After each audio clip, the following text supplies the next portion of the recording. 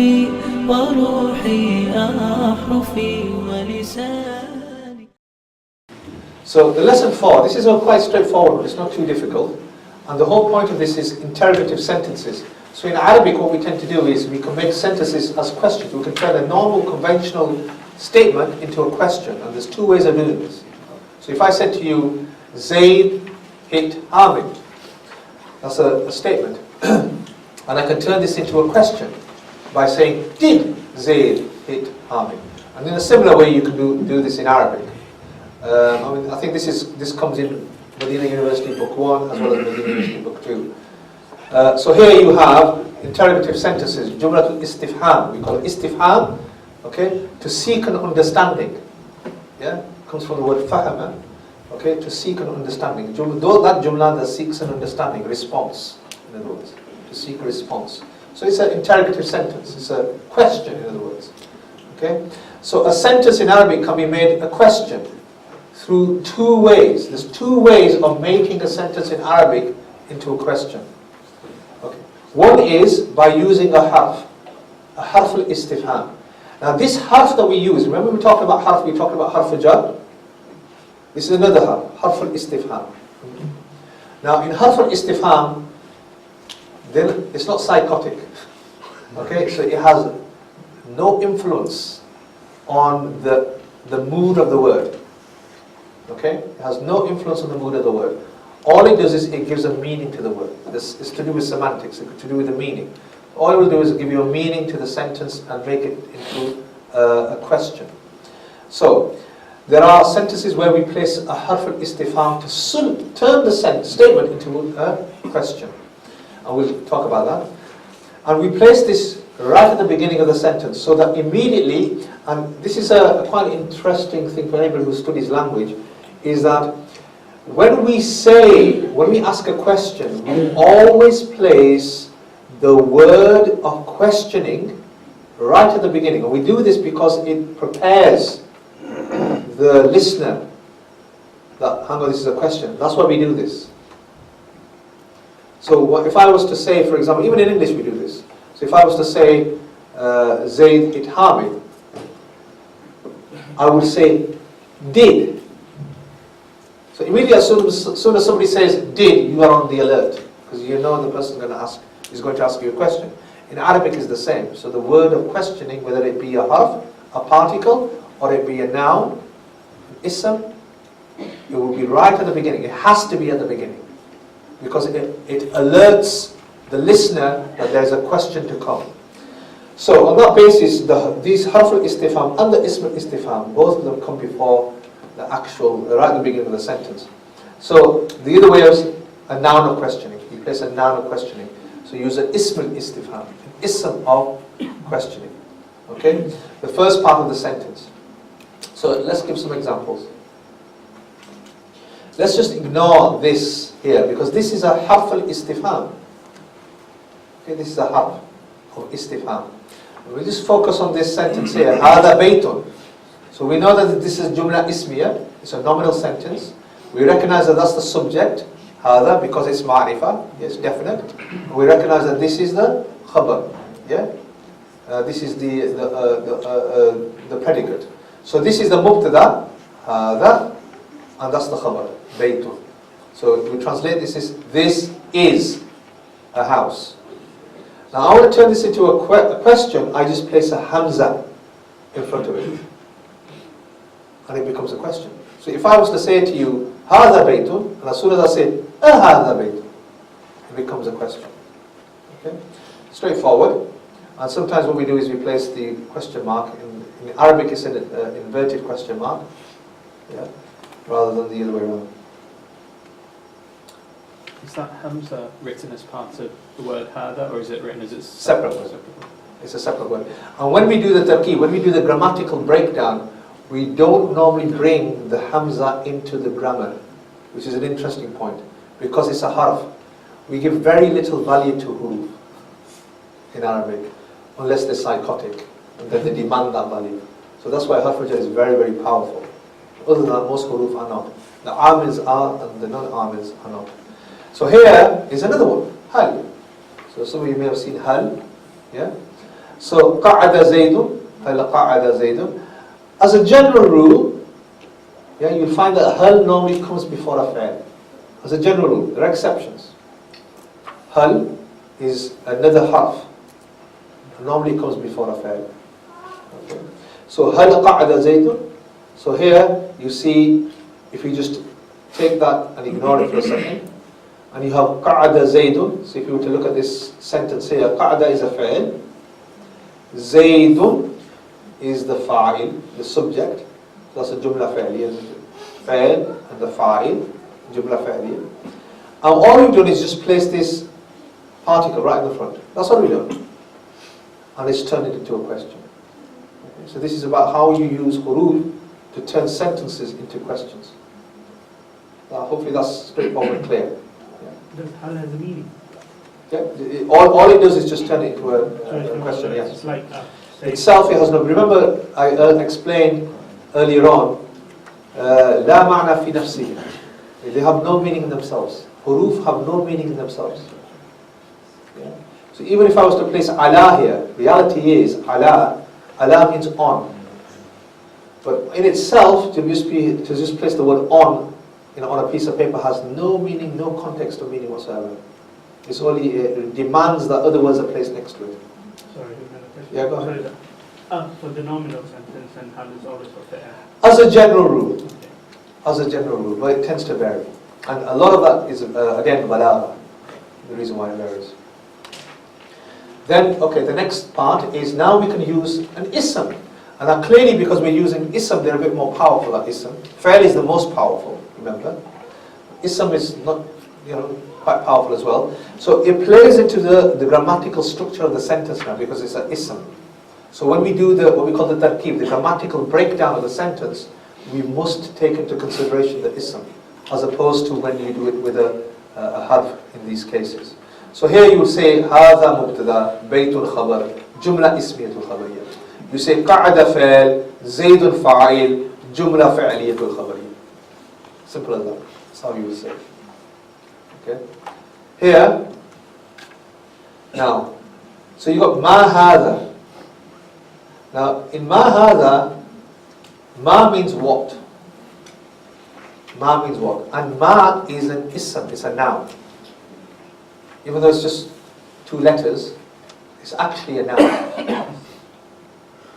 Taking into consideration that's just one letter and these are two letters. But ma is actually a noun. Ma hada, what is this?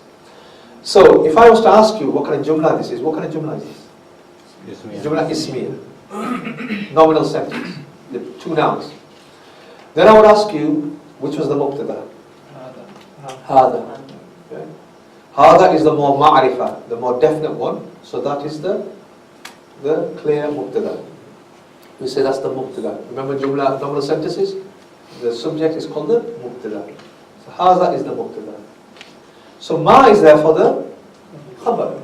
And notice in this case, the khabar has come before the mubtada. The khabar has come before the mubtada. And that's not conventional. Normally the mubtada comes before the khabar. And the reason why the khabar has come before the mubtada is because it's a question. And it's preparing you, alerting you that this is going to be a question. That's solely for that reason. Okay, so we did a breakdown of that. What about man hada? Man hada. So man means who. Man means who. So this is who is this? Man hada.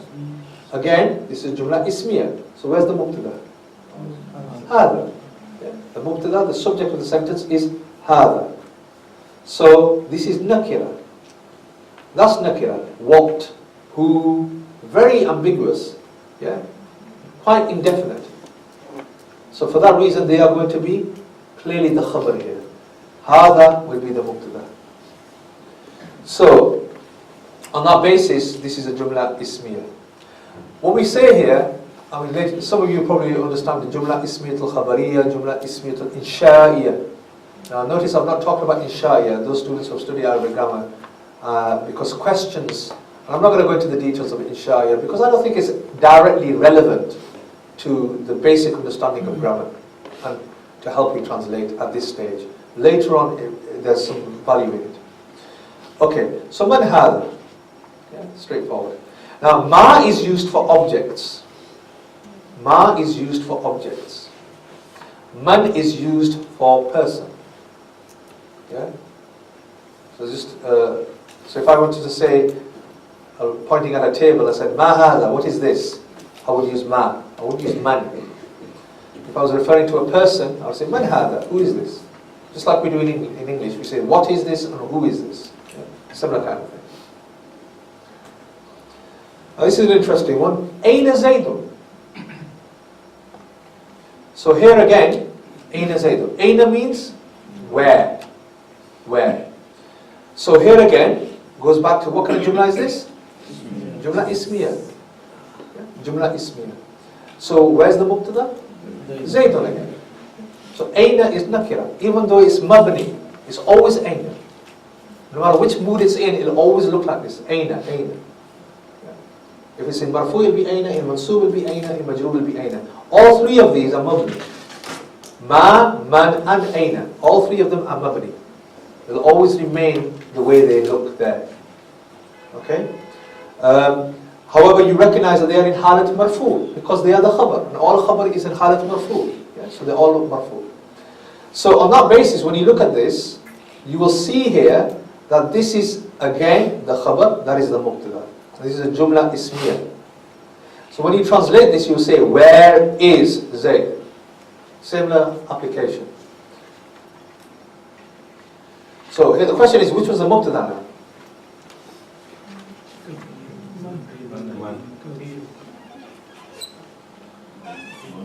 Which one do you think is the mubtada?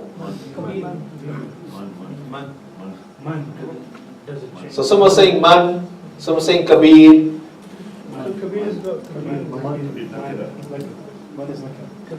Okay. Right, we're stuck. Because man is nakira, kabirun is nakira. Yes? How do we know man is nakira? Because it's an ambiguous term. Who? Nakira, it's not definite at all. Kabirun is nakira because of the tanween at the end. That's a sign of indefiniteness. And if you go into depth of Arabic, there is a concept of nakira fil ma'na, nakira fil lafz. I'm not going to go into the detail of that. But what that basically suggests that man is nakira in meaning, not in the word itself. Okay, a kabirun is actually nakira in the word itself because of the haraka, the tanween. So this will be considered as more nakira. So this is a comparison of not which is more ma'rifah, but which is the least nakira. So man is ma'rifah in meaning. Man is ma'rif, no. Man is nakira in meaning. Yeah? Don't worry about that, that's more detailed Arabic. But generally speaking, the whole point here is, when you look at this, you see that the kabirun, there's a tanween there. And the tanween clearly indicates in the word itself. So the word is actually jumping up and down and saying, by the way, I'm nakira. Yeah? When man says, chill out, man. Yeah? So the kabirun is the one that we consider as the most nakira here. So it's a question of comparing which was the most nakira. And besides that, remember when we went back to that slide, how do you know the mubtada? We know the mubtada because it's the subject of the sentence. Because it's the subject of the sentence in meaning. And also because it's the most ma'rifah. Here, clearly there's no ma'rifah here. So, man is the subject of the sentence. Who is big? Man, kabir. Who is big? Okay. The answer is man. The answer is man. The answer is man. Yeah, man. This is an interesting one. Ma bika. So the question is here, ma means what? Bika, with you. What's with you? Okay. What's with you? So, what would be the mubtada here? This is jumla ismiya. Jumla ismiya. Even though this is a harf jar, that's a harf jar, and that's a ka, which is a pronoun, which is a majroor. It's a harf jar, majroor. Tomorrow we'll go into a lot of detail regarding, well, in fact, later on we'll go to quite a bit of detail in this. I think it's today, looking at the titles. Yeah, the Klingon clauses. Yeah, this is a Klingon clause. So which one is the thing here to think about is we got that aggressive ba harf jar. Okay? Harf jar has no value when it comes to mubtada and the khabar. Any huruf. They don't hold any value as a mubtada and a khabar. Even though when I know that students have been taught this sometimes, they get taught this sometimes, they'll say, this is all the khabar, that is the mubtada. This is the mubtada and all this is the khabar. And they point it to the harf jar majroor. I try to get students to refrain from that, and there's a reason why I'll explain later on. But generally speaking here, you will see that clearly harf jar, this is a harf, it has no weight whatsoever to be given the title of a mubtada or a khabar. So for that reason, the only thing that's left is ma. A ma clearly within the subject, it's a subject sentence anyway, in meaning. So ma will be the mubtada. Even though it's nakira, it will be the mubtada. So ma is the mubtada, this is harf jar, majroor, and later on you realize it's a muta'alliq of a khabar muqaddar, which we'll talk about later on. Man, can you say it's more, it's marfu because it doesn't change? Man is marfu, yes. Muhalli. Man marfu muhalli. It's marfu, in its place is marfu. So But yet it doesn't demonstrate, it's basically it's mabni. Yeah. So it doesn't demonstrate its haraka. So can you use that as a reason? That's why it's a subject instead. No, because you don't know whether it's marfu. By looking at it, you don't know it's marfu. Because it's mabni. محمد سيد الكونين والثقلين والفريقين من عرب ومن عجم محمد سيد الكونين والثقلين والفريقين من عرب